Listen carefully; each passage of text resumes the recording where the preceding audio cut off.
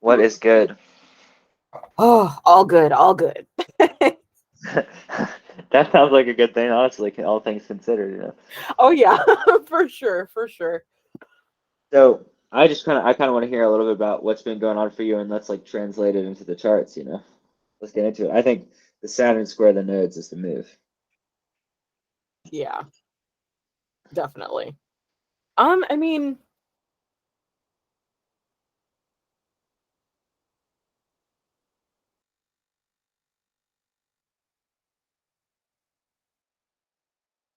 Are you still there? Did I lose you?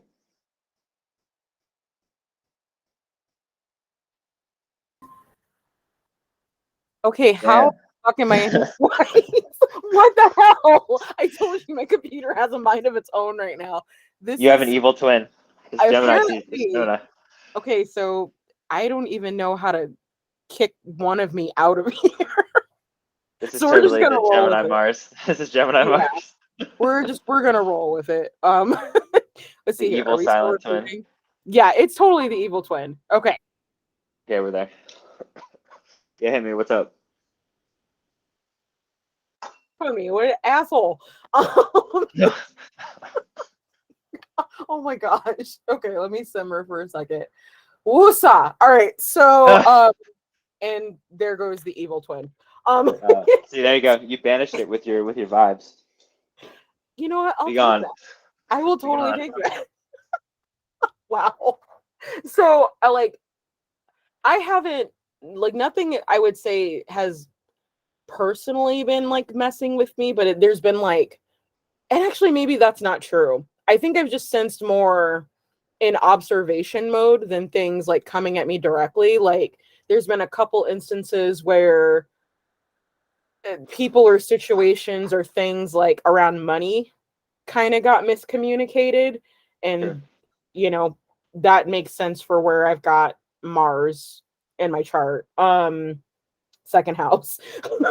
It's not happy there. But I mean, outside of that, I mean, there was a little bit of having to establish boundaries about people trying to take my time, you Yeah. know. I'm really busy as it is and I need a lot of time to recover and I'm just going to say in my old age I'm not exactly the most social person anymore, so I'm not trying to kick Yeah. it every week. You know, like once a month. I look forward to that once a month like chilling with people I actually get to see in person, you know. But there's, you know, at least one friend that I have where that it I won't say a complete energetic mismatch, but maybe a mismatch on expectations of what a Mhm. friendship is. Like shit's not Hollywood. It's just not. Like everybody's life isn't quote unquote the friends show. You Uh, know what I mean? Like yeah. most people do not have a friendship circle literally like friends. That is Hollywood in action. And it's like if that's your baseline for how things are supposed to be, then you're always going to fall a little bit short in the real world and be disappointed, Mhm. right? Sure. So, um, there was that.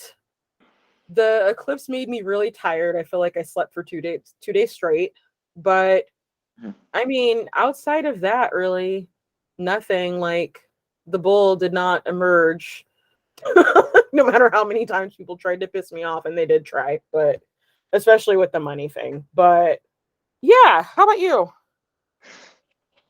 Yeah, I'm trying to get a sense of this the larger trajectory. I mean, obviously we talked about that relationship thing that popped up for me on the eclipse actually. Yeah. Um, I think I definitely had that signature in my chart. I have all those Scorpio planets that hit the solar and then obviously this lunar one coming up. And I Mm-hmm. think they're like obviously right, we're in this like eclipse portal where the theme I think in large part is this Saturn square the nodes. Um, I've just been thinking about that, right? Because obviously we've had for the past what year and a half now this theme Yeah. of Saturn squaring Uranus, right? Even if we go back to 2020, that square is forming Mm-hmm. within 10 degrees. So, or close to within 10 degrees there in November 7th. So that square formed, and then all through 2021 and 2022, we were kind of going back and forth on these four touches. And right, we had already hit when Saturn went direct, the closest we were going to get, it was like within a degree over October. And Mm-hmm. now into November, right, we're going to see the squares slowly separate. Well, actually, not that slowly, right? Because the end of November, we have a 3-degree orb, Right. which I would really say is we're moving out of the square itself for the first time in a year and a half. Mm-hmm. So this has been something that's been percolating for a while. So, like even really going back to the beginning of 2021, um, I'm just trying to formulate like what's been going on for me in terms of that square, and obviously, I just so much has changed over the past 2 years, and this is going to be, I think, something that we're going to see pop up during the lunar eclipse. I mean, just if we're saying astrology is a real thing, which I think at this point we've kind of agreed on. Yeah. like, like there's just no way reading these archetypes here that we're not going to see this Saturn square Uranus theme, I think, really pop. Yeah. Right. This, to me, the contrast really pops in this chart here because there's so much traffic in these fixed signs. Mm-hmm. Right. We have the Saturn square the nodes, all fixed: Aquarius, Taurus, Scorpio. And then I think what'll also be interesting is the first quarter square of that moon. Right now, it's a little past the first quarter square because we're moving into Sagittarius season, but Mm-hmm. we're gonna get a little past that first quarter square, and we're gonna see again. Right, we're gonna have that fixed cross with the Yeah. moon in Leo. Um, so that period of when the eclipse hits, and then I think like the week after, is gonna be really what I'm seeing here is this is the last time that we're gonna have a really meaningful big activation of that Saturn Uranus square. This to me is the grand finale of the Saturn Uranus square, if that makes sense. Yeah, that makes sense. And I mean the date too is pretty, I mean, at least for the US, it's very telling of what it might revolve around. But I mean, we could get our own surprise and it have nothing to do with politics or the election or anything like that. Yeah, I mean, I can't say I can necessarily do the predictive astrology for the U.S., but what I do know with this is that we've been having this, just archetypally, the Saturn Uranus square. We talked about this in the last video. It's like there's this ground, right? If we want to use the Taurus Scorpio analogy again of the nodes, there's this Mm-hmm. ground and it's being split open. And it's revealing kind of the lava underneath the the Saturn, right, structures and kind of sense of whatever our limited conception of the whole of reality is at any given point in time in Aquarius is being kind of burst open here. The ground is shaking and shattering with the Taurus and revealing something um, maybe archetypally deeper or beyond the conception of what we believe to be true and possible and real. And that is obviously, it's like you call it like a huge disturbance in the force or something like that, right? Where it's like we are having to grapple with this new kind of psychic or noumenal information that's coming in from spirit and integrate it into the existing structures, right? Third quarter square crisis of consciousness with Saturn and Aquarius.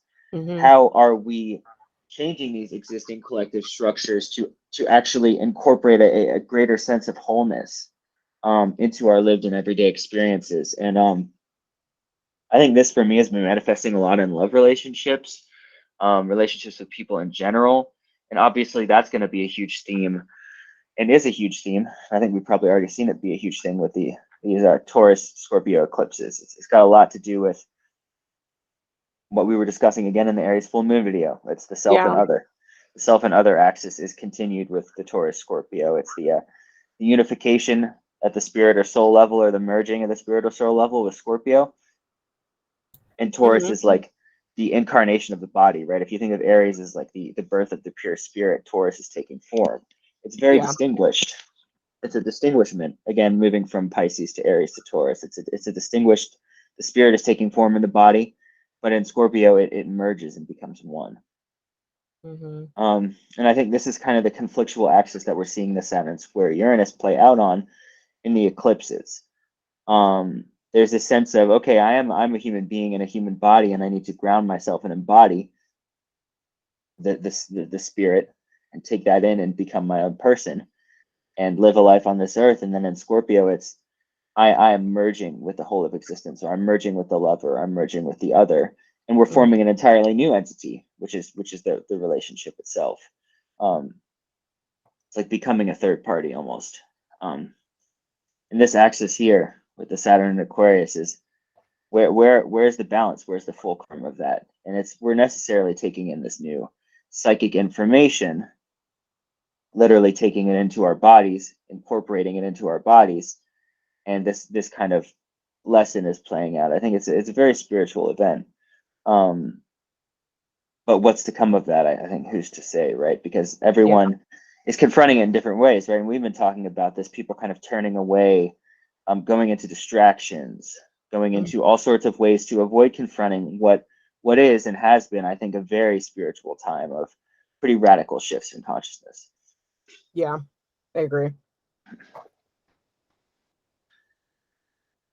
Yeah, it does seem like in many aspects, like, you know, there's an elephant with a neon line, you know, light surrounding it, arrows pointing to it, and people are looking at the squirrel. Yeah. It feels a lot like that. The squirrel on the computer screen. Yeah. Which is interesting with, again, the Scorpio axis. This can be really the ugly and the uncomfortable truth. It's like what we're hiding from, and I think a lot of it can really be reduced to like we're hiding from, like where we're hiding from love and where the illusion of separation is. And I think those are really hard lessons to learn, especially with the Venus activations in Scorpio, again, that we discussed in the last video, crossing over with the Sun into Scorpio from Libra, the Venus star point. And I mean, we can either confront these things and face them, right? Which I think is going to be something, a theme that we're going to see on this lunar eclipse. It's like the eclipses are like, you could call it like a psychic or a literal earthquake or a tsunami, right? It's like one of those events that, again, if you could have your head in the sand, but if an eclipse is going on, everything takes notice, right? The animals take notice. Yeah. It's not something that, it's not like a psychically avoidable circumstance. Right. Very hard to have your head in the sand during an eclipse or during an eclipse period, especially with the aspects that are here. I mean, I think Mars is going to be out of bounds, if I'm remembering correctly, for the entirety of its retrograde, or close to the entirety. But Mars is definitely out of bounds now.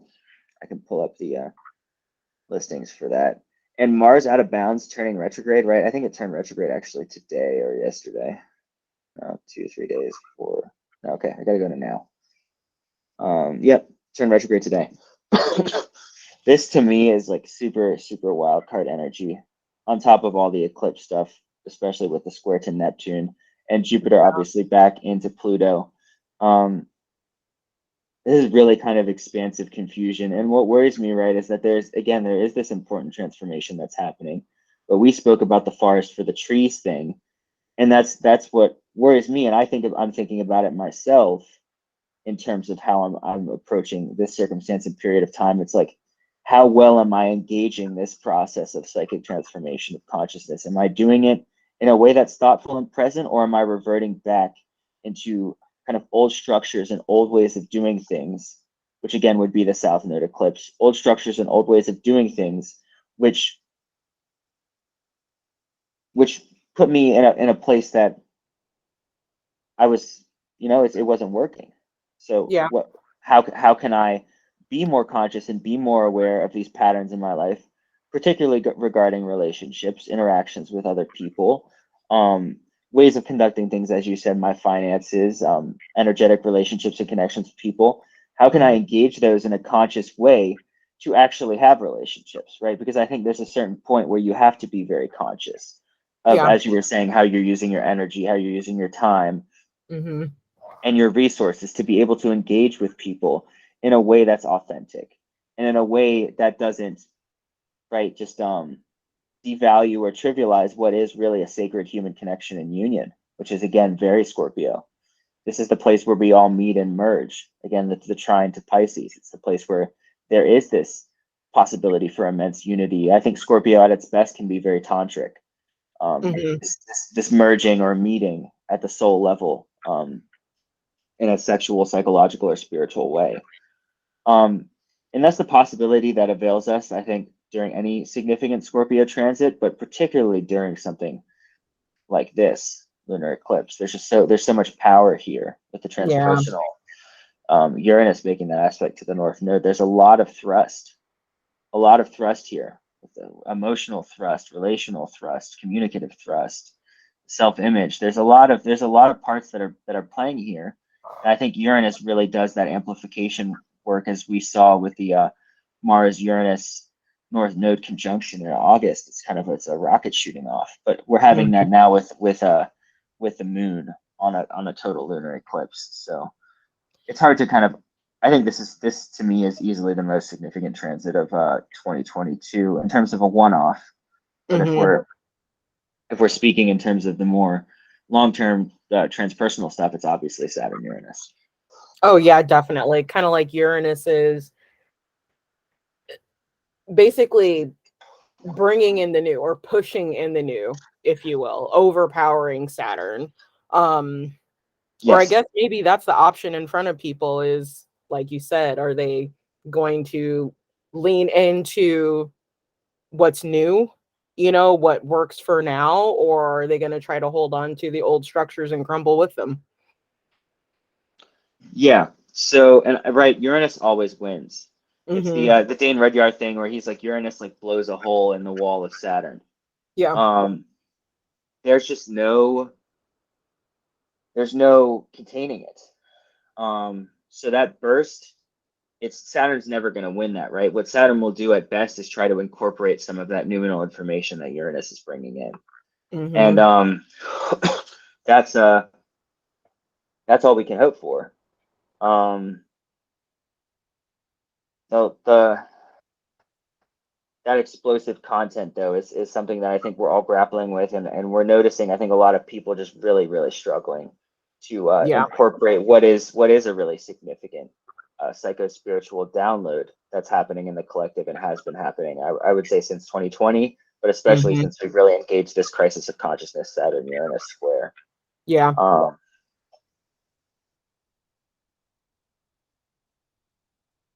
Yeah, a lot of the stuff I'm going to say too, just because the nodes are at play with everything.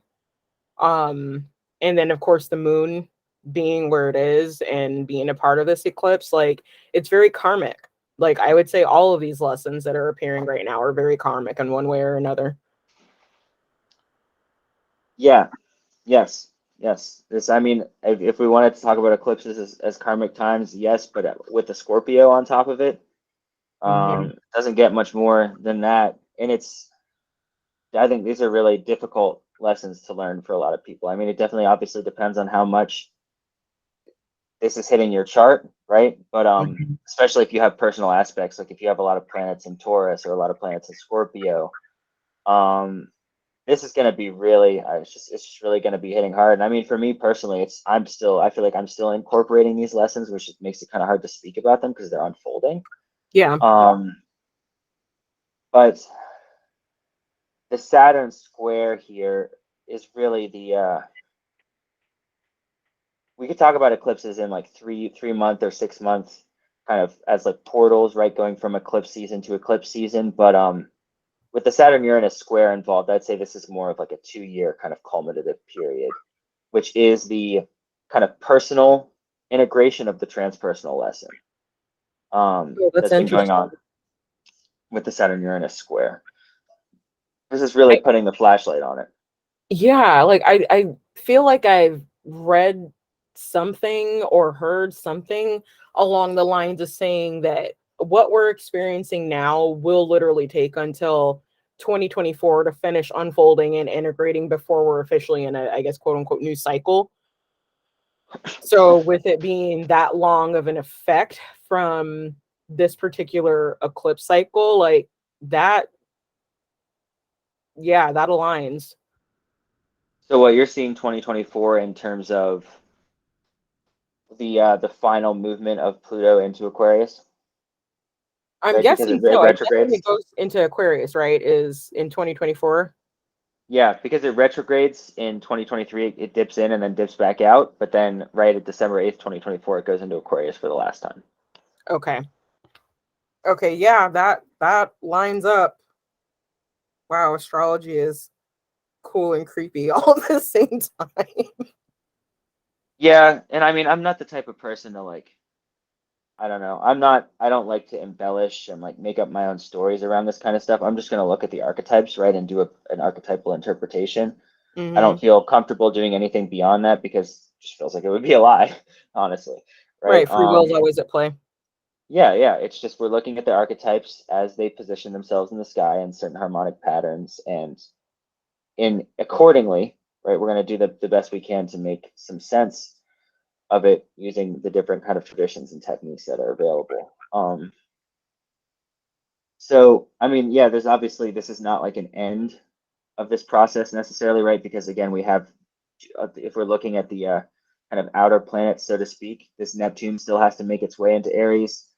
Pluto Mm-hmm. still has to make its way into Aquarius, and then obviously we'll have Saturn into Pisces in 2023. But I'd like to think that this is a pretty significant karmic time to integrate the lessons that have been going on, especially right if you're looking in your chart where Saturn and Aquarius is, that's seventh house for me, and Uranus and Taurus, that's 10th house for me. So, Mm-hmm. like, where those lessons have been going on for the past 2 years and where there's been tension, like, if I'm just going to use the seventh house metaphor, it's a relational tension of seventh house is one-on-one relationships, right, or love relationships, whatever. It's Right. going to be where there is this kind of relational tension or relational pressure with the Saturn transit around the structures in those one-on-one relationships that are either a limiting factor in having an expansive relational connection. I think of Aquarius, right, as the witnessing consciousness or the ability to step back and have a like a cosmic worldview. So these structures that may be going along with the Capricorn transit have been things that are um, cultural, social kind of standards or ways of being or acting in the world that ultimately are limiting to have a more expansive vision and version of love playing out in the everyday life. Mm-hmm. That's super Saturn in Aquarius transit at the seventh. Um, with the Uranus in Taurus 10th house, these kind of ruptures or cracks or crevices in the public image or view of the individual, and this kind of tension that's ongoing and playing out in terms of how that image is embodied. It's like a seventh house 10th house square here would be the character of the individual or the mask that's being played out is being ruptured or changed at a psychic level, right? That mask is being switched out for something else. That's a higher cognition Mm-hmm. of the self or what is possible in the sphere of the world. With again that those relational structures needing to shift to accommodate again what is a more expansive vision of what is possible in life. So that to me is definitely kind of like a kind of a shamanic square because it necessitates a more expansive vision of character than just the role that you've been acculturated to play. Yeah.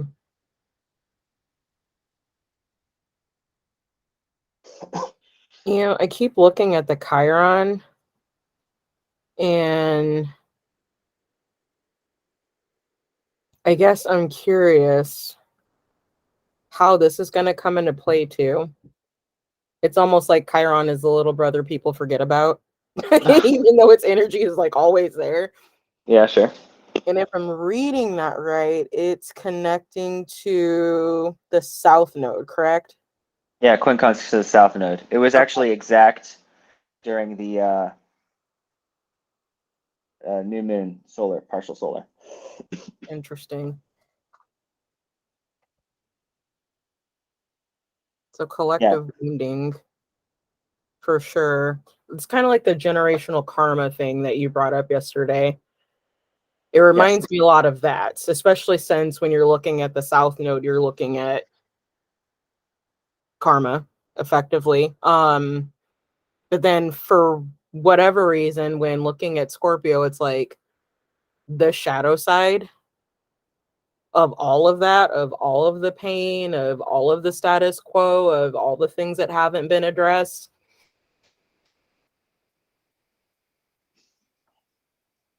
Yeah.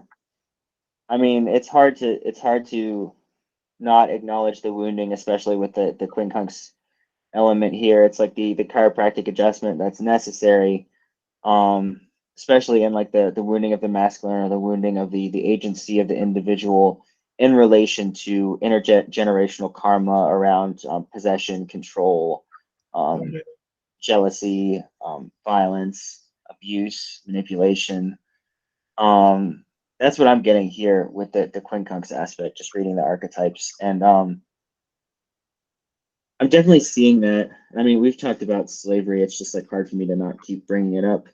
But the kind of intergenerational trauma stuff that I think a lot of people are dealing with and grappling with now in terms of realizing how unfree they are, Yeah. right? And unfree the world is and how unfree their relationships are, right? It's the possibility and impossibility of love is something that I think is really powerfully at play right now. And that's something again that I would kind of allude to the Neptune square Mars out of bounds of retrograde in Gemini right now. I mean, this is just like this is something that could get crazy. Mars Yeah. out of bounds retrograde in Gemini square Neptune for really the majority of its retrograde. Um, I don't know. I mean, this not to like read too much into it, but it's like that's something that could like people could be just like going insane, right? Or Yeah, there's like just a blind loss of rage. sanity. Yeah, Blind exactly. Like rage is definitely what I was kind of what came to mind anyway, thinking about the Neptune connection to Mars specifically. yeah, Something being unveiled, but maybe in a sense because, Neptune, not necessarily having all the information, but still going into a blind rage despite that or in spite of that. right. And I mean, I think it's like what's being revealed here from reading the archetypes is the realization of just how unfree people are, right? Just how unfree society is, just how Mhm. unfree the kind of plutocracy that's been at play and continues to be at play is and makes the world and the limitations, again, Saturn square Uranus, the limitations that come about from that state of unfreeness that has been established in the everyday world. Um, and that's a difficult thing to grapple with. And I mean, I'm just grappling with it myself. So I say it like tenderly in the sense that this is a theme that's like very alive and it's not like, trivial. Mhm. It would be hard to trivialize that. I think, especially seeing the kind of suffering that people have been undergoing, not, I mean, for a long, long time, but particularly during this period of time, where there is, again, we're talking about the Saturn square Uranus, this expansion of consciousness and this desire to ground that expansion of consciousness and integrate it into a holistic worldview of what is possible. But simultaneously this deep sense of pain and wounding and unworthiness and shame and guilt and fear, all of these things that come up with the Scorpio South node in this relationship to the Saturn square Uranus opposition to the nodes, but also square, right? And obviously we'll have the cross when it gets into Leo. Um, and you see it in yourself, and I think you see it in other people. You said you were in a witnessing state. It's really hard to see people suffer through that. I mean, it's definitely hard to Yeah. suffer through it yourself, but seeing people suffer through that is very difficult. Um, Yeah, especially in the terms of like when you feel the urge to help or comfort that person, but you're not necessarily in a position to do so. And like that, at least for me, over the latter part of the summer was a recurring theme. Like 100% was a recurring theme. I mean, it's obviously painful for the person that's going through that type of change, but it's equally painful to watch and feel helpless to really do anything at the same time. So it's that yeah, wrestling with that. How much of self do I give up to help the other? Like, do I deplete yeah. to help this person, or do I not do anything? Like, yeah, it's wrestling with it for sure. So my read of that based on the chart is that I don't think you can, Yeah. right? And I think this is kind of the painful realization, and this goes back to the Aries full moon. And I think you said it. It's just not. I think at this point, what we're going through right now is a karmic journey through the underworld that is individual. Mm-hmm. And that, right, trying to help someone and extending your hand is a nice sentiment, sure, right? Right. But what we kind of have to realize here is again this Mars square Neptune out of bounds is that you outstretching your hand in the wilderness. I mean, the other person's one, not even really there. It's you wandering through this wilderness, and everyone else is this kind of specter in this karmic process of transformation. And what is happening here is a clarification of your soul. And what is necessary is a clarification of your soul to come out on the other side of this and to significantly impact the world, other people, the collective. Again, I guess I would go back to the Saturn thing. I just don't, I don't know how possible it is to reach across this gulf that I think has really been growing since 2020 and even further back, Mm-hmm. of what is these people going through intense individual transformations. There's no mistaking that the collective has split and fractured significantly, Oh yeah. especially since the Saturn, Jupiter, Pluto, Mars conjunction in Capricorn in early 2020, and that fracturing has, I think, just continued and continued. Um, and I know, right? We both love Sky, and he's been talking a lot about like attempting to go down the individual path and the difficulties, but also the necessities of it. But then also this feeling Mm-hmm. of needing other people and the conflict that comes there. And I definitely think that's a huge part of this and what we're dealing with the Saturn and Aquarius square the nodes here, where obviously the Aquarius archetype is our sense of community, it's our sense of collective. And this Yeah. is what kind of hangs in the balance and has been hanging in the balance with the square to Uranus and the square to the eclipse on the axis is how are we building and how are we defining and how are we redefining that sense of community in the midst of what has been unmistakably and probably irrevocably a massive fracture in the collective consciousness Yeah. where maybe in years or decades prior there had been a much kind of closer consensus as to what is the reality or what is the significance of community or religion, any of these things, right? And I mean, the movement of Pluto into Aquarius, I think, is going to intensify what I'm seeing as a technological individuation of consciousness. As well with Saturn and Aquarius, there's this huge shift in the technological ability to access certain materials. And you and I have talked about social media, Mm-hmm. Instagram, TikTok. That's super Mars and Gemini type stuff with the social media. We talked a lot about that in the disruption cards that you pulled in the tarot, Yeah. where that is something that I think is going to be a really interesting theme. It's what are people paying attention to and why? This Yeah. Gemini theme of Exactly. information. And I mean, we had that, if you remember, right? This is going all over the nodes and the eclipse points from the last nodal axis of Sag and Gemini, where Gemini was the north node here. Yeah. Um, and that was obviously a huge theme all through the past nodal paradigm, where it's people are trying to parse out what's real and what's not, what the information is, what the knowledge is. And I spent the entirety of that time like deeply immersed in philosophy and deeply immersed in like understanding different philosophical notions of what constitutes a worldview or a cosmology and attempting to formulate my own. Um, really working intensively on that. And I know other people who spent the time, right, like on like TikTok or on Instagram all day, right? Right. And it's still the same nodal paradigm, but it's how we're accessing that nodal paradigm and from what level of consciousness and from what vantage point. And what we're seeing here with the Pluto work that's going on, these end degrees of Pluto, and obviously Pluto return in the United States, is that the fracturing at the collective level of these structures of consciousness, right? You could just press a button to order delivery or press a button in the ballot box and be convinced that you did something significant to engage in a transformative process. These are falling apart and revealing the plutocratic elements of power, which are, again, this axis here, this process of deep interpersonal and individual disempowerment, Mm-hmm. where people are feeling incredibly lost and alone and without their personal power. I mean, I know you and I have talked about like feeling alone or feeling isolated, right? But going through the process of finding and embodying your personal power, right, at a spiritual level is Yeah. something that is like a home, right? Exactly. Like there's a homeostasis that Yeah. I feel like takes place once you've done that type of work.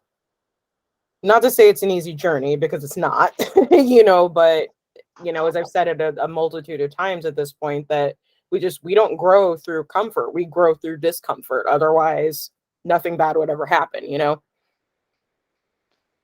Right, right. And it's kind of that process of the growth through discomfort, or the transformational process through discomfort, or walking through the fire, which is the kind of Scorpio nodal axis point. Hmm. Right, the phoenix, the transformation of the phoenix. um, yeah. So I mean, I don't think we've spoken about a lot of these themes already. We're just kind of dressing them up a little differently. But Yeah.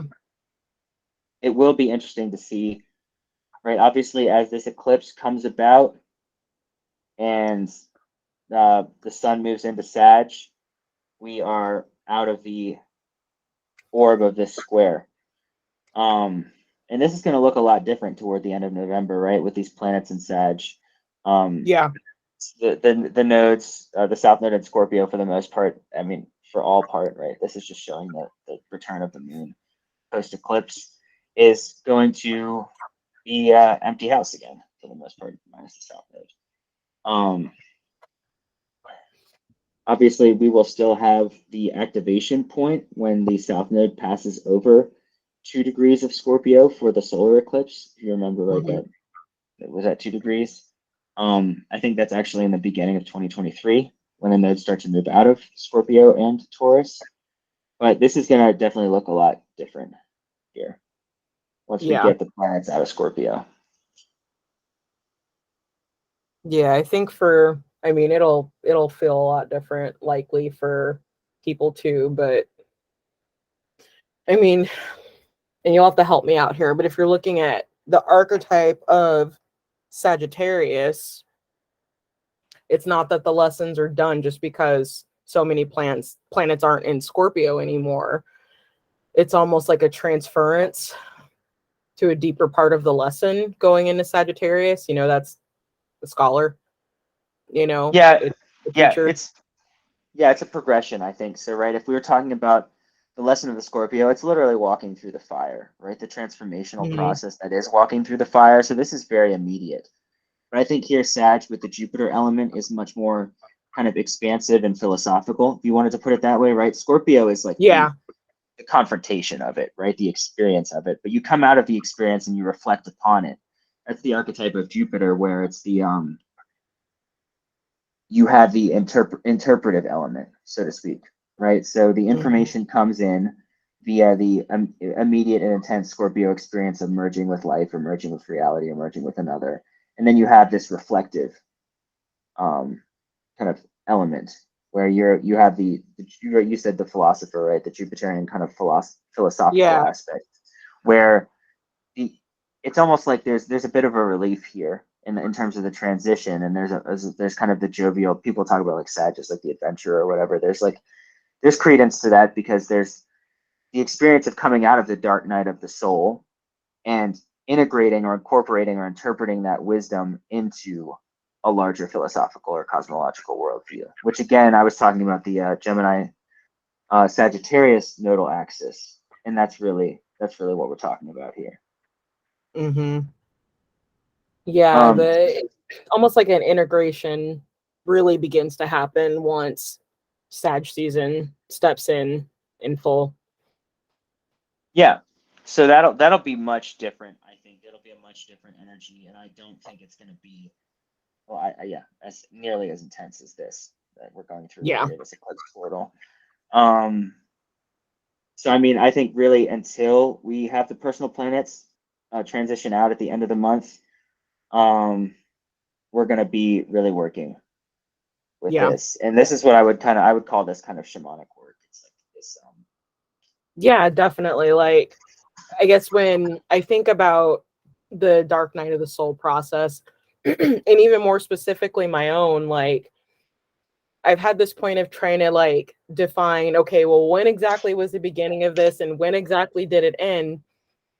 And it's very similar energy. You don't necessarily realize that you're in it until you're deep in it. You know, you don't realize that you're out until, you know, there's a pretty significant energy change, and then you're looking back like, oh, okay, so things have been fine for 2 months, 3 months, whatever, right? Yeah. I just think it's something that you go through, and when you're in it, you're in it.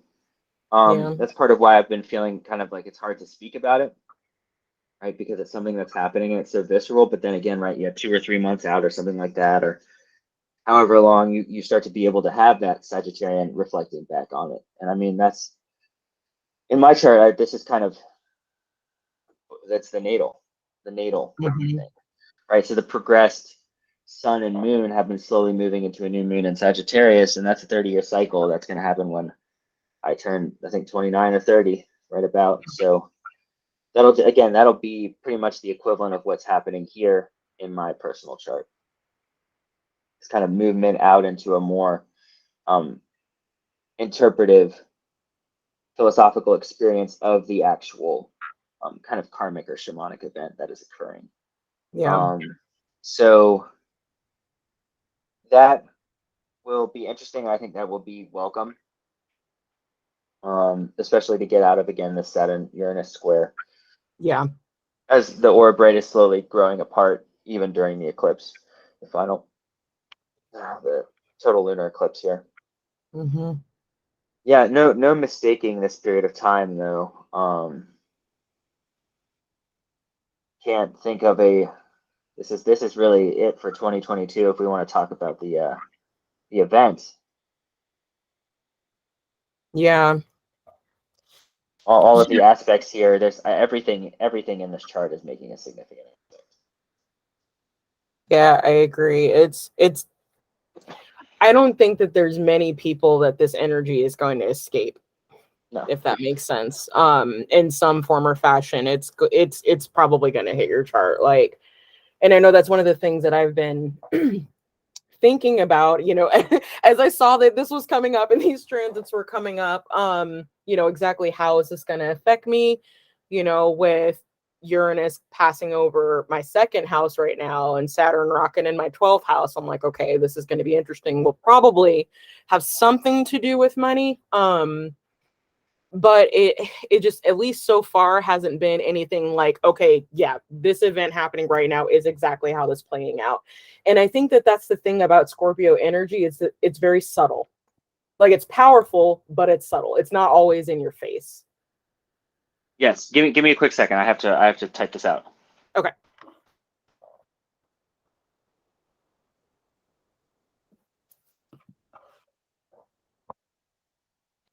Actually, and I will start shuffling the cards and pull those and take a picture so we can put that on the screen.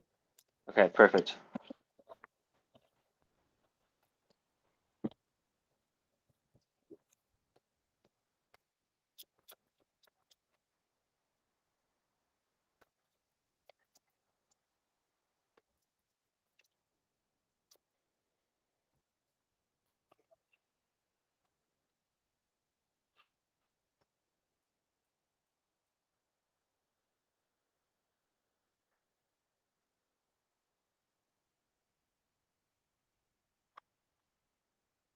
Oh, that's super interesting.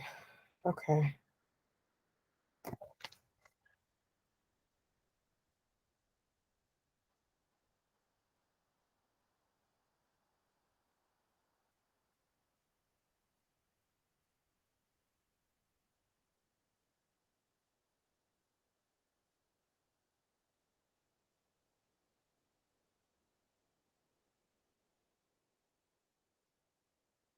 Yes. So you were talking about the subtlety. Yeah. And again, that's what I think is so much of the shamanic aspect of it, because it's something that's happening psychically or like Mhm. psychospiritually. And it's not like a bottleable thing. And again, that's why I'm so reluctant to talk about current events for this transit, I guess, in particular, because it's like this is like an undercurrent. It's something that's very subtle. I don't think it's necessarily graspable or bottleable. This to me is a very energetic transit or a very energetic chart. Yeah. Um, so and it's powerful, right? The thrust of the pure energy that's occurring or pulsing beneath the surface. Again, this Uranus North Node, South Node portal of the eclipse with Taurus and Scorpio is hard to understate. And again, I think it's going to be, as you were speaking about this transit into Sagittarius, it's going to be something that we are going to need a little space from to reflect upon. But you pulled the cards. Yeah, so we ended up with the Knight of Pentacles, which represents the gourmet chef in this deck. The Universe, which is also the World card in traditional decks, and then the Eight of Cups, which stands for indolence in this particular deck. So like immediately when I look at this, it's gluttony. Like gluttony is written all over it. Nothing against gourmet chefs, you know, but Sure. overextension, overconsumption, and not realizing that that's not going to be the end to the problems, Yeah. you know, or the lessons. That's a little too real. Keep going. Might even see like increases in I often will tie things to news articles because for me that's kind of a way of seeing how things are playing out in the collective. So I think we might actually see something regarding the food system, which that's been coming up quite a bit, just of the fact that we've got the nodes where we have them right now. But also in terms of alcohol consumption. So I don't know. I mean, I guess I could go a couple of different ways in terms of alcohol consumption, like maybe distilleries or breweries have to cut back because there's issues with getting the grain needed in order to produce these, like affecting the entire food system. Or it could be something along the lines of just seeing a lot more stuff in the news about incidents or crime or whatever involving alcohol. It makes me think of like the most recent story that came out about James Corden and how he went to some restaurant and flipped out because an omelet wasn't exactly how it was supposed to be, and then he got called out about it. Now, again, that's not something I follow. I'm literally just looking at the headlines to see how it matches up with the energy and kind of the things that I'm feeling. But maybe something like that. And I mean, service workers already right now are taxed. They have been since before the pandemic, but definitely since the pandemic's been going on. So maybe we're going to see a collapse of that industry in some form or another. I mean, I know that there is I'm going to say a hiring crisis because I don't think it's a working crisis or worker crisis. I think a lot of industries have been taking advantage of people for a very long time and people have kind of had it. So this is their response, is just to not engage with it anymore, right? But yeah, here, let me put up the cards on the screen. Sure. So everybody can see them. Let me keep going on that thread because I think you're touching on something important. I think we're witnessing a collapse of like the human consciousness and the human psyche. I think we're at the point where everything is so overloaded. I think, as you're saying, with the gluttony and the indolence, it's kind of like the fall of Rome type energy, if I'm being honest, right? Where it's like, oh yeah, exactly. Pluto at the end degrees of Capricorn, U.S. Pluto return. There's this the way that we have been doing things is so outmoded and so exploitative, and I think really so unconscious, that it's not only destroying our lives at a material level, but it's destroying them at our capacity to have relationship and our capacity to be intimate and to love one another. And that experience, or the experience of that rupture, I think is the Mars Neptune square, Mars out of bounds. It's not a pretty picture. Yeah, that makes sense. Yeah, that makes perfect sense. Like the collapse of anything, excuse me, isn't exactly pleasant. It never is, but it's very similar to the Tower card. When you build on a foundation that isn't stable to begin with, that's what happens. The Tower comes and it falls in order for you to start with a better foundation to begin with. And I guess the bigger question, at least among the collective, is that what we're going to do? are we going to keep building on top of a broken rock pile, or are we going to clear it out and start new? I'll tell you with the astrology, there's no choice. Yeah. It's not going to happen. It's not sustainable. This is ending, and it's ending now. It's just a question of how much people are going to draw it out, right? And obviously, the people who it's benefiting are going to draw it out the most. The people who think it's benefiting them, but it's actually not, are also going to draw it out. Right. And then the people who are psychologically indebted to or enslaved to it and will go down with the ship are also going to draw it out. Yeah. I think there's kind of people who are on the other side of that are seeing this for what it is and have already disavowed it and are actively working to create something new.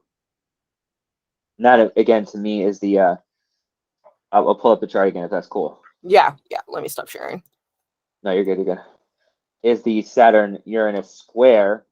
And I think there are the Uranian people, right, receiving messages from spirit and bringing those down and incarnating them into a communal vision or a world vision of something fundamentally more equitable, more global, more actually based in reality, as opposed to the fantasy of power and domination, manipulation, and control that we're getting from, I think, the shadow side of the late degree Pluto and Capricorn. I think the positive side of that would be these long running momentums that we create for ourselves that are very fulfilling and rewarding. And that established for us a sense of meaning and purpose in life and in the world. But with all these Scorpio activations, right, we're obviously going to get that heavy Plutonic feel of whether or not, right, those foundations and structures have actually been viable, or whether they're mythologies, right, or ways of obtaining. The gluttony theme that you brought up in the tarot is super spot on for me. I'm seeing this theme everywhere right now. It's like, why am I like, what is the pleasure from this? Like, what am I getting out of it? When you're talking about sex or drugs, you're talking about alcohol. It's all of these things, right, that we're doing for these moments of pleasure, right? But what is it worth? What is it really worth, right? And there's this fundamental madness in that, right? And that's my Mars square Neptune here, where it's like there's this fundamental madness in that that's just like it's going to break, and it will break you psychologically, especially during an eclipse season with these kinds of aspects here. This Uranus aspect with conjunct the moon, conjunct the north node, these personal planets down here in Scorpio. This is just like, this is something's got to give. Yeah. Transit, and you got to be looking with clear eyes right now. You're not looking at the media to tell you what's good or what's up, and you're not drinking away your problems, and you don't have your head stuck in your phone. And if you don't do that, right, there's gonna be, I think, this sense of immense insecurity, or this sense of an immense shifting. And I think that's really why a lot of these people are doing what they're doing, because everyone is sensing this deep shift. Yeah, looking for fulfillment, because the usual approaches to fulfillment are now currently feeling empty. Yes, beyond empty. That Yeah. video you sent me, oh my God, I'm so glad you sent it. That Nuggets video. You got to share the link to that on the description. That's totally it right now. That's it. That's the fucking vibe right now. It's like, we need something deeper. We need something more powerful. This Pluto end degrees of Capricorn, this Saturn in Aquarius square the nodes, these are all begging. It's like, we need something deeper. We need something more powerful. We need something more connected. We need something more like more real. There's got to be, right? Because the structures that have been crumbling since this Saturn Pluto square and the separation of it, and then the movement of Saturn to square the nodes, is like, there's this choice point now where it's like these structures have been crumbling. You can't, like, I mean, people, you've been having casual sex, you've been gambling, you've been doing drugs, you've been destroying your body, you've been using people for power or whatever, right, for pleasure, whatever.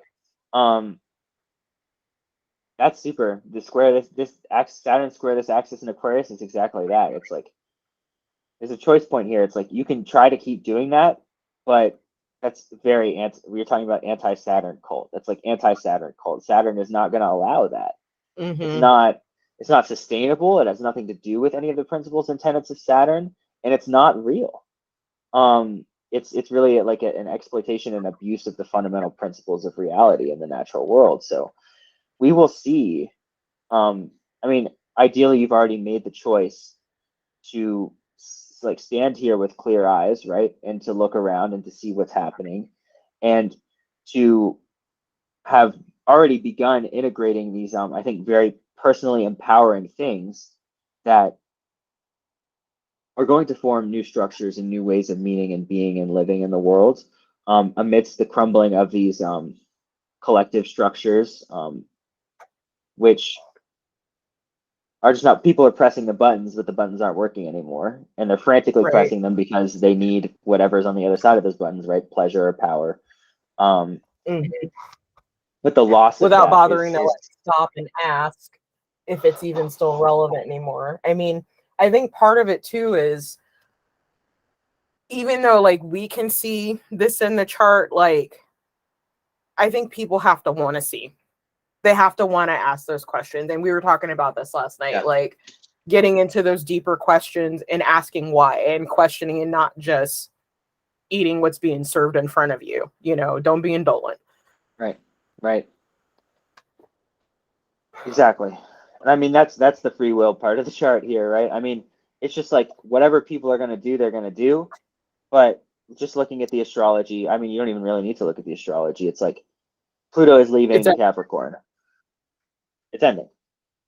mm-hmm. Um,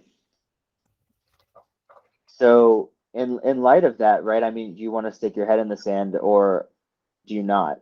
And I mean, each person who sticks their head in the sand is each person who has lost something fundamentally human, I would argue, right? We're losing our humanity and our chosen ignorance. Um, Empathy. The lack of empathy is like, it's pretty stunning actually to observe. yeah, yeah, totally. Totally. The lack of feeling, the lack of humanity, the lack of empathy. And if that's the road we want to go down, um, that's a free will thing. Yeah, I absolutely. personally can't do that. You know, I was not born to do that. That's not the reason why I'm here. I mean, if anyone wants to look at my natal chart, that's not the reason why I'm here. Like Right. there's, I mean, so people can like do that, but the cost is so significant. And that's what I really mourn and I really wonder. Um, because I mean, just all of these things that have been built up, right? Even over the expanse of Pluto and Capricorn, right? We have all these things like the rise of social media, the rise of Tinder, the rise of all the dating apps, like all of these things Mhm. that have really created these institutions and structures that now, in large part, form the basis of our reality, right? Like if we want to take this Saturn, or I mean the Pluto all the way back, the ingress into 2009, right? Like the rise, the real rise of social media and the real rise of the smartphone is this period of time. Yeah. You know, it kind of reminds me of and I'm probably not going to get the name of the drug right. But way back when when there was still black and white TV practically, there was a drug that was put out on the market, and it was supposed to help, I want to say it was morning sickness for pregnant women. So it's thalidomide, maybe it's thalidomide.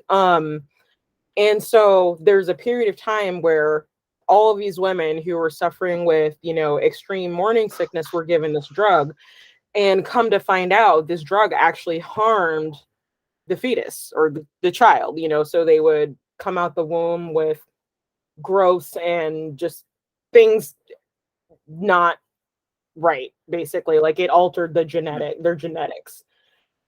It's similar to that. Like when I think about social media, like the attempt was to expand connection. I mean, Yeah, ultimately, tech industries are about money. I'm just yeah. gonna call it like this, right? But at least the Hot line take. that they gave us is that it was supposed to expand connection, meet new people, create community. And in their attempts, quote unquote, to do that, they have actually done the exact opposite. So it's like Right. creating Frankenstein and not even realizing that you've created Frankenstein. It's similar to the big pharma stuff too. Yeah. Right, where it's like we're creating these drugs to heal people's illnesses, right? I mean, undoubtedly, like stuff like penicillin has been like absolutely, undeniably life changing, right? Like the Oh polio yeah, totally. vaccine, COVID vaccine. I mean, people could argue about the COVID vaccine, but the stats are there, really. You know, it's like it Yeah. helps to whatever degree it helps. So things like that are undeniable kind of revolutions in modern medicine, but it's like the stuff where people are like hopelessly addicted to Xanax and stuff like fentanyl, Mhm. right? These things that have supposedly were supposed to help humanity, right? But have actually revealed this, right? Like, what is it? Like Pfizer and Moderna are fighting now for like the patent to Yeah. own the COVID vaccine. Like, it's supposed to be something that's helping humanity, but it just becomes this huge, again, with the Pluto, Hmm. huge like wealth generating Yeah. apparatus. Um, I mean, we Total see the mega. fallout of that, right? Because we're participating in these mass industrial movements of power, and it Hmm. colors every aspect of our everyday reality. There's just no denying it, right? Because you're in that massive cultural and economic system of power. And so you see people behaving in the ways that we're talking about, right? Like highly unempathetic, right? Or disregarding for the basic humanity in people.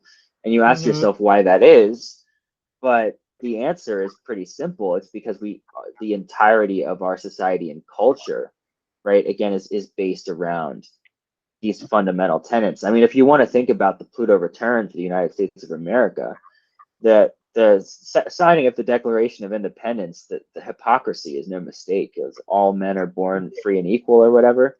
And the entire Hmm. country was built on the backs of slaves. Yeah. Every single aspect, every single bit of the foundation, the infrastructure, the railroads, all of the intergenerational wealth that's celebrated by rich white people, like it was all built on the backs of slaves. Um, Hmm. I mean, so we're looking at these structures that are so rotted from the inside out, and we ask ourselves why there is this fundamental lack of inhumanity, and all we kind of have to do is look back at these past, what is it, 200 something years, right? Oh, probably even longer than that. I think like 400. Yeah, I Wait. can't. It's late. I can't do the Yeah. numbers. 1776, right? So what? Yes. How many years is that? I can pull, I can pull out my calculator. Yeah, math is not my strong suit in the first place, but So 246 years. 246. Yeah, see, there we go. Not 400. What are you talking about? Was the I want to say the slave trade like that went on Yeah, for yeah. a couple hundred years before America got established, or So that was don't this. come from the people. This conjunction hadn't happened since like 1516, and that was Martin Luther, and when the first slave trade document was officially signed by the King of Spain. Okay, there we That was go. 1516.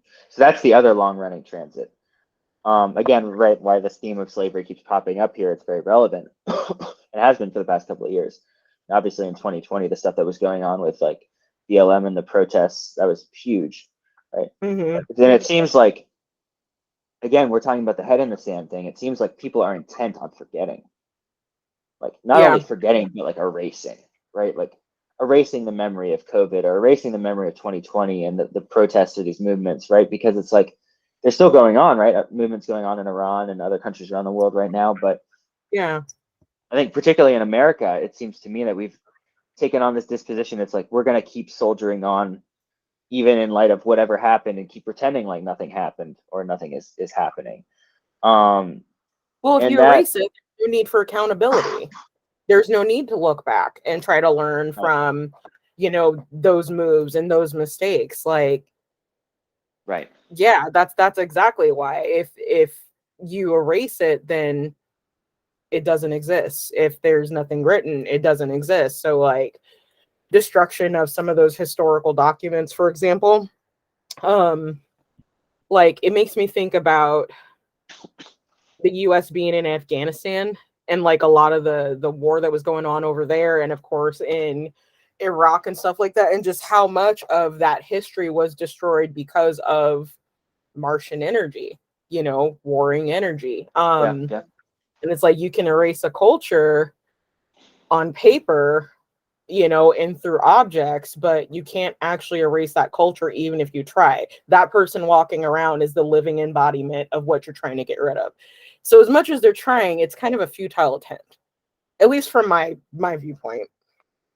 But I guess I would also wonder in that sense, what does it do to the person, right? And Right. that's when we get back to the stuff like intergenerational trauma. And I think we brought up the planetary nodes before, but what I want to kind of evoke here is you can't see the south nodes here. They're actually a little kind of, it's like a little wobbly just because of how long these transits Okay. are. All the south nodes are conjunct these. Oh wow. So north node of or south node of Jupiter, Saturn, Pluto are actually conjunct Jupiter, Saturn, Pluto here, right? 1516, first slave trade document signed. Martin Luther nails the reformations to the church. South node conjunction to these outer planets, making their conjunction for the first time in 400 years, is massive cycles of time. Yeah. Massive, massive, massive cycles of time. Let's take a look. I'm just going to do a little experiment for it. I can't even do 500 years. Okay, so there's this term in geology called uniformitarianism. It's a mouthful. It's even a mouthful when it's written out, but it's like the past predicts the future. That's why geologists look into the geological record to try to determine what's coming up next for the Earth, how things are going to move, you know? And it's very similar to that when you look at collective energy, and especially like some of the shadow aspects of collective energy. Like you can try to erase the documents, you can try to get rid of the objects, but that lives on in the DNA and the blueprint of the people walking around that you tried to erase. It's that the past predicts the future in a way, you know? So with this cycle coming up again, I think that's really telling. There you go. It's the same. Look at this. 1518. I'll just do roughly. Pluto, Saturn conjunct in Capricorn. Right, that's what we're talking about. That's what we're referencing in terms of the 2020 transit. Jupiter on top of it, and fucking Mars. So Jesus. But the south nodes of Saturn and Pluto conjunct Saturn and Pluto. So it's the same signature, but it's been developing for 500 years. And then throw Jupiter and Mars on top of it. Yeah, it's deep history shit. So, I don't know. I mean, we're talking about this, right? And this is like fringe on top of fringe. Like we are out here fucking doing fringe shit. Like we're talking about like the planetary node astrology. This is not like 5 million views on TikTok type shit. Like, let's just be real. So like, I mean, that's what worries me, right? Because I mean, no shade to people like sure, Doja Cat definitely has some bangers and shit like that. Like, and sure, there's like cool shit on TikTok, right? But like, we're fucked culturally right now. We're so fucked. We're very fucked culturally. We're very fucked politically, and we're very fucked economically.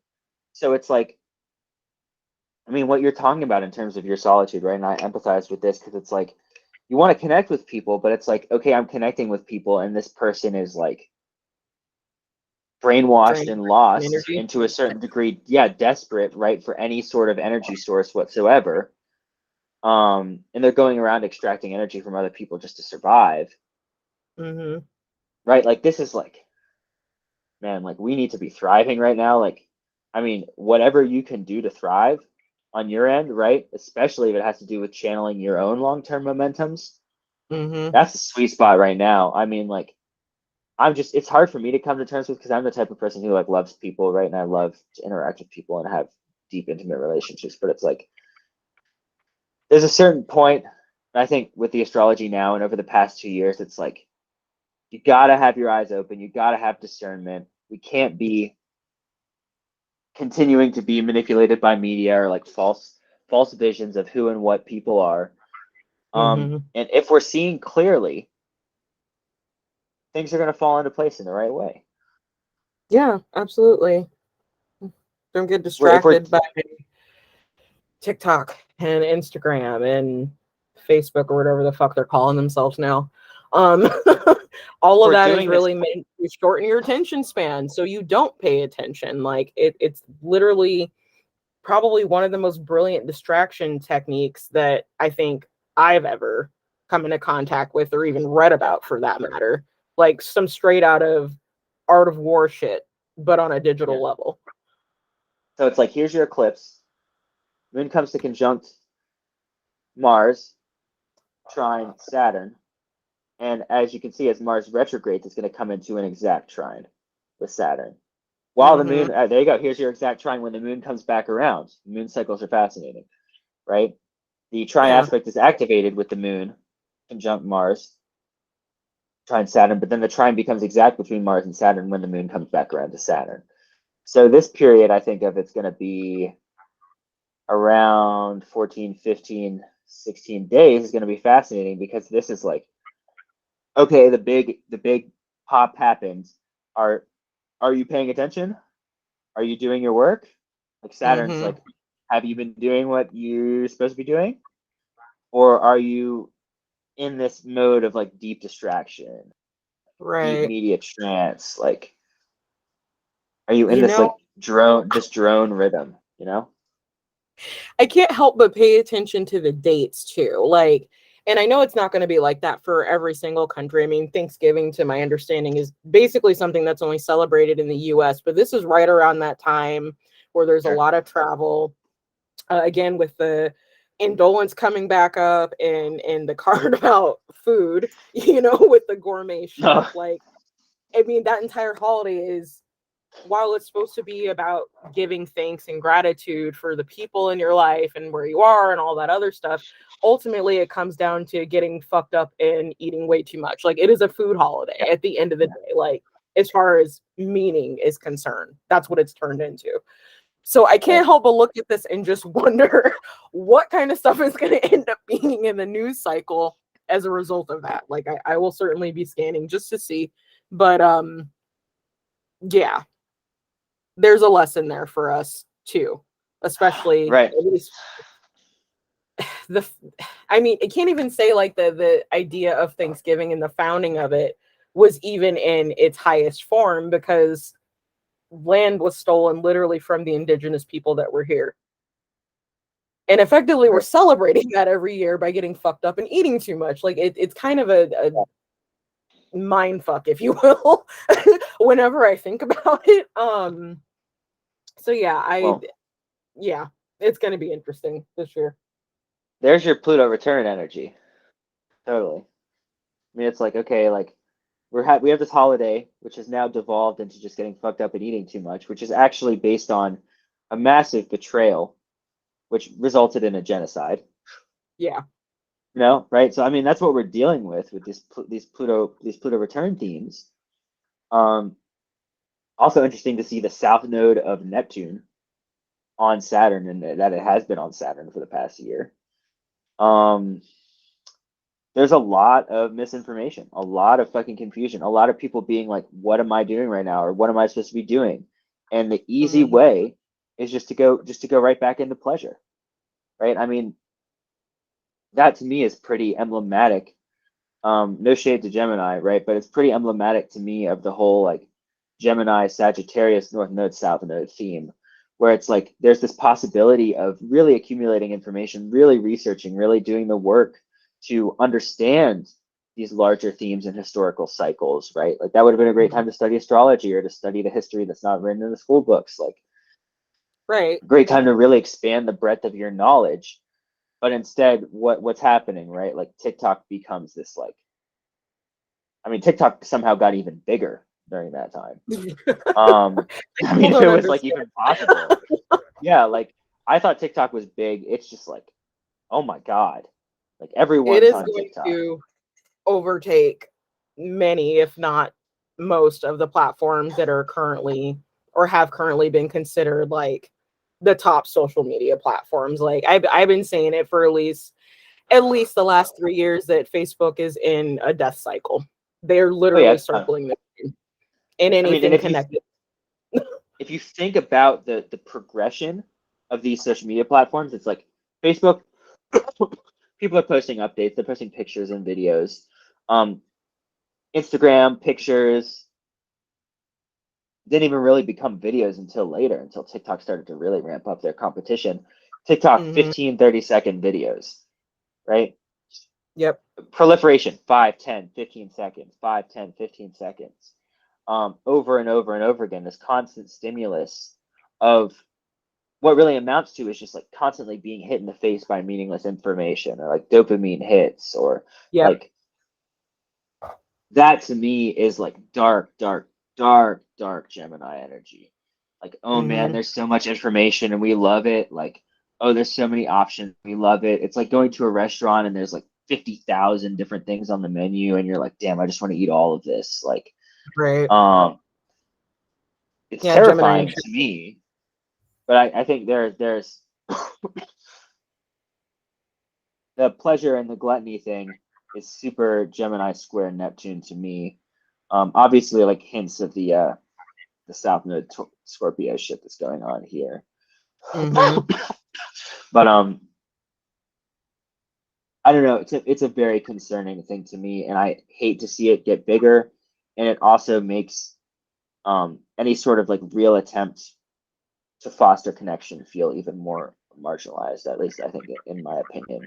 And that's part of why Yeah. people are so terrified of like Scorpio or like Scorpio season or whatever. I mean, just like even in pop astrology or like whatever, right? Like Halloween or Day of the Mm-hmm. Dead. I mean, a lot of cultures that turn away from death, it's like turning away from the principle of the dissolution of the individual self. Um, Yeah.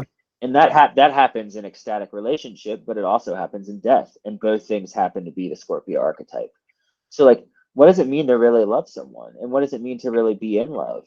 It has really nothing to do with saying the words. It has to do with an ecstatic state of being that is willing to and able to merge with the other person and really create Mm-hmm. a third being, right? The third being being the unity of the first two beings. Yeah. And that's what relationship is, and that's what Scorpio represents. And so you have this fear, I think paralyzing fear for a lot of people of that. And because what it represents is really a death of the individual self and the birth of something entirely foreign, the transformative principle again. And I mean, really, that's so much of what we run away from as a culture. If we're talking about Western or American culture in particular, this fear of death, I think, is very prominent. Um, and that's what worries me. I mean, again, Pluto in Capricorn represents, especially with the South Node there of Pluto, Saturn, and Jupiter. Again, that longer 500-year transit of 1516 represents this really massive confrontation with deep history, where we have to come to terms with the foundations of what has formed our reality and the fallout of that, which is a massive, massive, massive, massive dearth of real human connection. Mm-hmm. Really difficult stuff, but also really empowering if you're able to look it in the face. Because otherwise, you just keep Absolutely. trying to press the button, and if you keep trying to press the button and it's not working, you will go insane. It's like being at a slot machine. It just takes all your money. You don't win anything, but you keep pressing the button for that hit, thinking something's going to change. Kind of the definition of insanity, really. Yes, yes. And you see, again, everyone who watches this video, watch the video that Tia is about to post in the fucking description about the nuggets, because that's it, everyone. That's the astrology chart. That's the astrology. Um, We literally could have just posted that video. yeah, this is just a fucking waste of time. That shit is dark as fuck. And Yeah. that's what's going on right now. And people are going down that road and they think it's going to be okay, but they're very neurologically and psychologically addicted to pressing the button. And they're going to Mm-hmm. keep pressing the button and they're going to keep pressing it faster. And they're going to keep dying more and more fast. And their lives are going to go totally dark. They're going to be on the verge of death trying to press the button one last time. This has been your astrology weather report.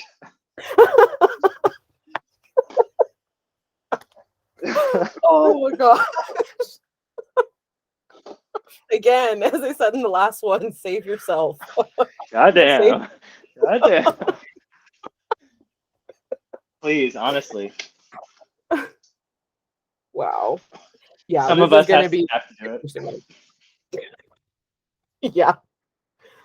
Yeah, I mean, I can just see in my life that theme playing out, and I'm like, please stop. Just like don't, you know? But like, I don't know. It's just like the addiction is very strong. And without the Mhm. addiction, who are you?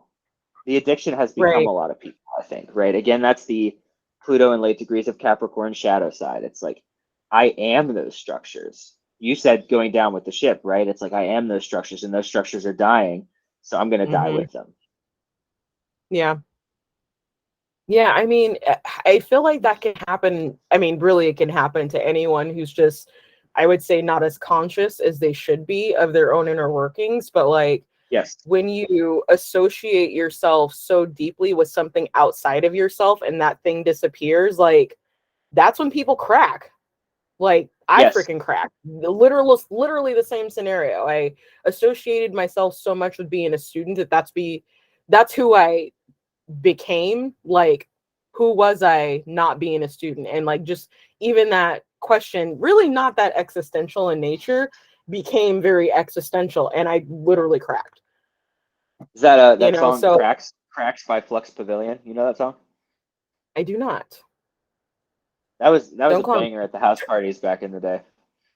That's a good one. Cracks by Flux Pavilion. That's totally it. It's the lyric is just over and over again, and the cracks begin to show. That's Wow. this Eclipse. Wow. Yeah. It's the same lyric Yeah. over and over. Um, I'm about to listen to that after this shit. Um, yeah, totally, because it's the misidentification thing. And I was talking to one of my friends about this, and I think he's been very over identified with his body or his image, or like there's like something about the humanity that's monstrous to him. And I was talking to him about it. I'm like that's not you. I mean, even at the deeper levels, if we want to get into it, it's like the Sag Gemini axis. I was doing a lot of my research around like who am I or what is the self, right? Like you are not the Hmm. mind. You're like the witness. You're the consciousness Right. itself. You're not the body. You're definitely not the social structures. Um, it's this kind of peeling back of the layers of belief in terms of who and what you are, or who and what life is. And we were talking about this. It's like this philosophical work that needs to happen at an individual level in order to really have any sort of existence. Period. Meaningful existence, anything. And I think previously, right, if we want to look at this long-running Pluto Saturn conjunction in Capricorn cycle, people have used the religious institutions to establish those definitions, right? So I'm looking to the religious institution or the social or collective institution to establish my place in the cosmos. I mean, that's been a Hmm. historical thing for as long as humanity has existed. Oh, Um, totally.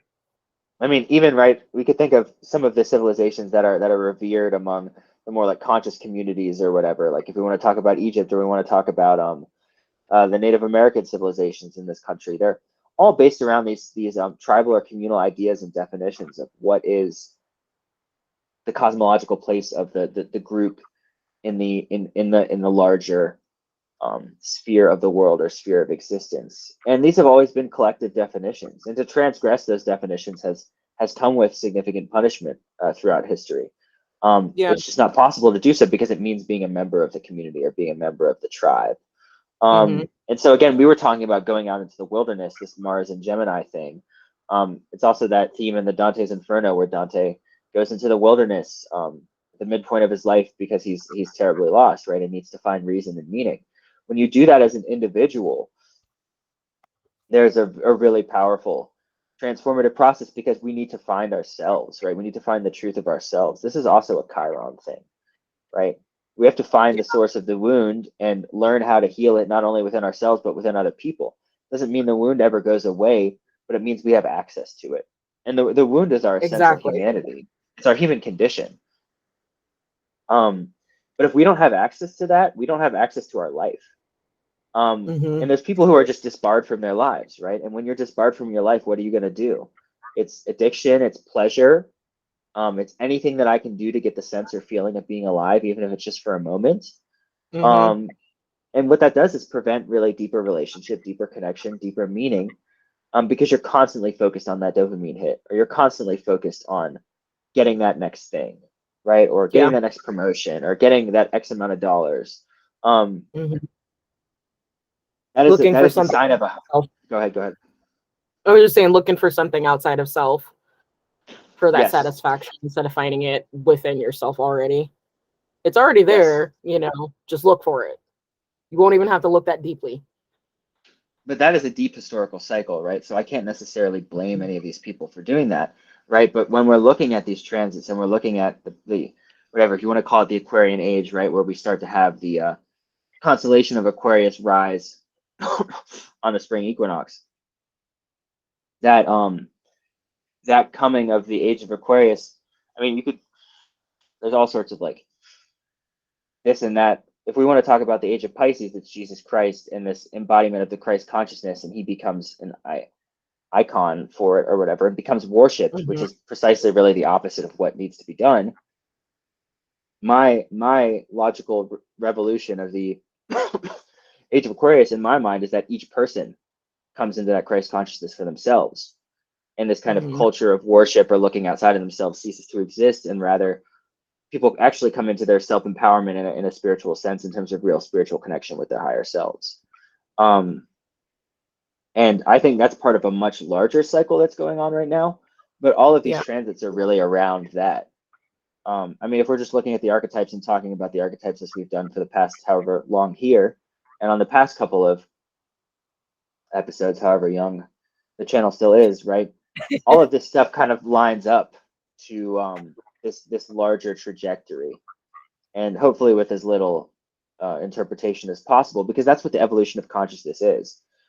When you brought up the astrological ages, it's a great way of looking at long expanses of history and kind of doing a little bit of like archetypal divination to see how the evolution of the consciousness of humanity has collectively evolved.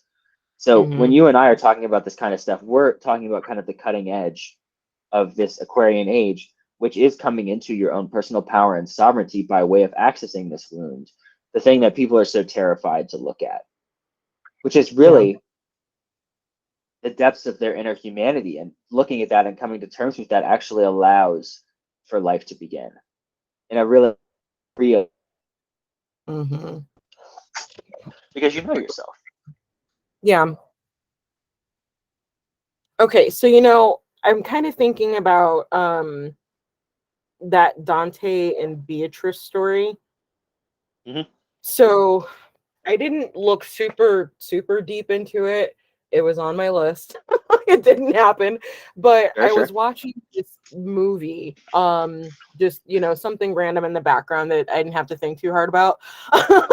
And what caught my attention was the story talked about, like, the characters were at this statue in Florence, Italy, Uh-huh. and one was explaining to the other of, yeah, this is where Dante met the love of his life, Beatrice, right? And you think of Dante and the circles of hell, you know, Yeah. um, is the most common story. And I was kind of taken aback because that's the story you often hear associated with Dante. You never hear about him being in love and going through that process. And it's kind of indicative of, like you've been saying, this energy of self and other, and making it a point to look at self, saving Yeah. yourself, but also that, one-to-one connections are also important as well. So, how does this insightful guy Dante still manage to pursue the love of his life? Well, I'll tell you the story of Dante, right? Maybe this will help clear it up. Is Okay. that he met Beatrice when he was very young, and they Okay. had some limited interactions, and I would say like a relationship or a friendship. They were very young, I think like close to being children. And she was promised to someone else. And I think the essence of it, right, is he loved her from afar. Um, Mm-hmm. and what I think was kindled in that, and what he later realized, was the love of his own soul, right? And so it was the sheer power and love within himself, which was the kind of the essence of his poetic brilliance and his poetic genius, right? And Mm-hmm. so what I think that love represents more like an archetypal or spiritual level is the awakening of his inner love, right? Not necessarily his love for himself, but his capacity to love. And so what Beatrice comes to represent in the Divine Comedy cycle, which is two parts, there's Purgatorio and Paradisio. Purgatorio is where he descends into hell, and Paradisio is where he ascends into heaven after the Right. knowledge of hell. Is that he goes into hell with the poet Virgil, who is his guide. The poet Virgil, obviously, like a well-known Roman poet, goes into hell. Go into hell together, and there's a certain point where I think they ascend. I don't remember exactly where in the cycle they're ascending, and Virgil says, "I can take you no further," and that's when Beatrice appears. And Beatrice, obviously, this is not. There's no. He doesn't say this outright. This is obviously an interpretation, but there's no mistaking it to me. Beatrice is the element or aspect of his own soul, right? The divine love or the feminine element of his own soul that guides him the rest of the way through the annals or stages of heaven to behold the kind of the chorus or the choir of angels. I don't know. I guess I could pull up the vision. It kind of sounds, just based on what you just said, like love as the representation of the final frontier of ascension. That's kind of how I'm taking Yes. that, which actually Yeah. So makes here, sense. That makes perfect sense to me. so if I'm remembering correctly, and if I'm wrong, whoever actually made it this far into the video, don't assault me. Don't come for it, y'all. Yeah, seriously. Okay, I'm gonna double share. I'm gonna double down on this and then go here. Can you see it? Yeah. This is the vision of heaven in paradise. I think he's standing with Beatrice, and this is one of the final cantos. He essentially has this vision of paradise.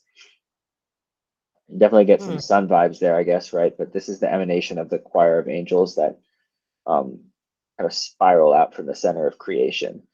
And this is kind of what he's witnessing, and I think this represents or is meant to be an accurate representation of divine love. I love the drawing. This is by Gustave Doré. Really fantastic stuff. I think forgetting the name, it's called the Empyrean, I think. Yeah. So let me pull that up. Let's see if there's anything interesting. Yeah.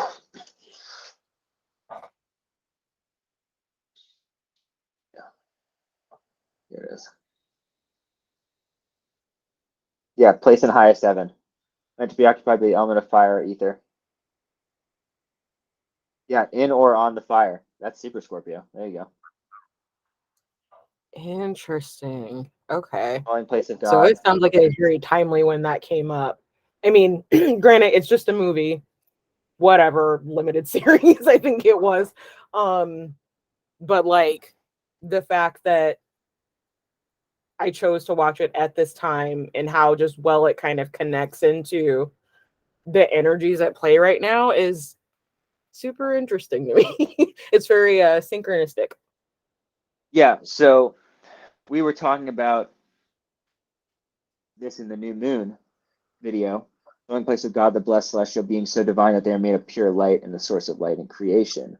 That's the Apollo Python story, where it's illuminating the darkest, I don't know how to describe it, the darkest corners of the psyche or the animal essence or the primordial, in order to bring life into that kind of light body. And that's something that's been talked about by shamans across the world, this idea or concept of the light body, which is the full illumination of the psyche or the self, or the making light, which was once dark, or making the conscious, which was once unconscious.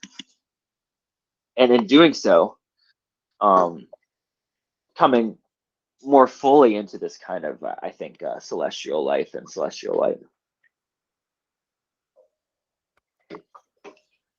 And I mean, that's the work that everyone's doing. There's no distinguishing there, but it's just a question of where people are with it, if they're doing it consciously, if they're really engaging it, or if they're doing everything they can to distract themselves while they're being dragged through life, right? Being dragged through this process of transformation. Yeah, and make no mistake, you will get dragged. You might as well go there willingly. Yeah. It's a lot less painful. I mean, there's no real choice, right? Like, it's kind of that, like, biological tenet of evolve or die, but it's on the spiritual level, you know? Right, the illusion of choice. Yes. It's very Seven of Totally, Cups, actually. totally illusion of choice. And so, I mean, there's no real moral wrong with like drinking and gluttony and like having casual sex and stuff, but like if we're just looking at it practically from this perspective of the light body, it's like we kind of want to be headed in that direction, and we want to be like consciously headed in that direction, and like Right. At least doing so with intention if you're gonna go there. yeah, I mean maybe there's the place for that kind of stuff. I'm not judging if people do or don't do it, but I've just found in my life that like in the process of engaging that transformation as consciously and honestly, directly and immediately as possible, there's just no room for it. Yeah, Um, I agree. you know, I do. so that's a choice that everyone's gonna make, right? And at every moment you have that kind of free will choice point of like, it's that Saturn square the nodes thing. Am I gonna keep engaging in these structures regardless of whether or not they're crumbling? And like, what am I building right now, even as I'm witnessing this larger crumbling, right? It's just we're starting to make the separation into the first sextile between Saturn and Pluto here. This larger Saturn and Pluto cycle will be interesting to watch. But that's Oh obviously yeah. a long-term theme. Yeah, we got our first square in 2028. So Oh, lovely. yes, oh fucking conjunct Chiron too. My God. Wow. Nice.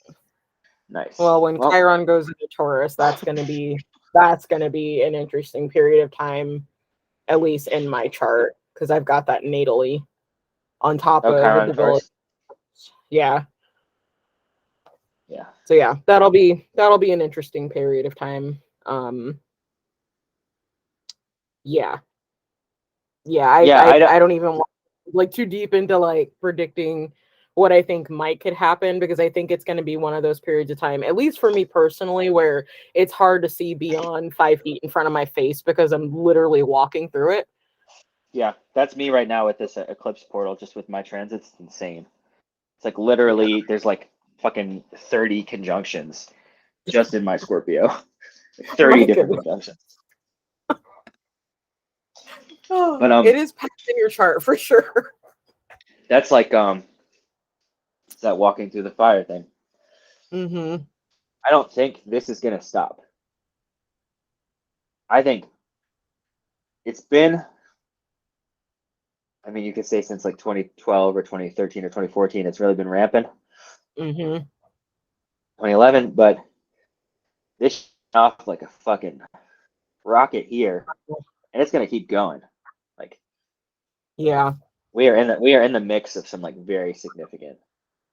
Um, I haven't looked too far into the future, but we got to get Pluto into Aquarius. We got to get at least Saturn into Pisces, and here you go. Uranus is going to move into Gemini.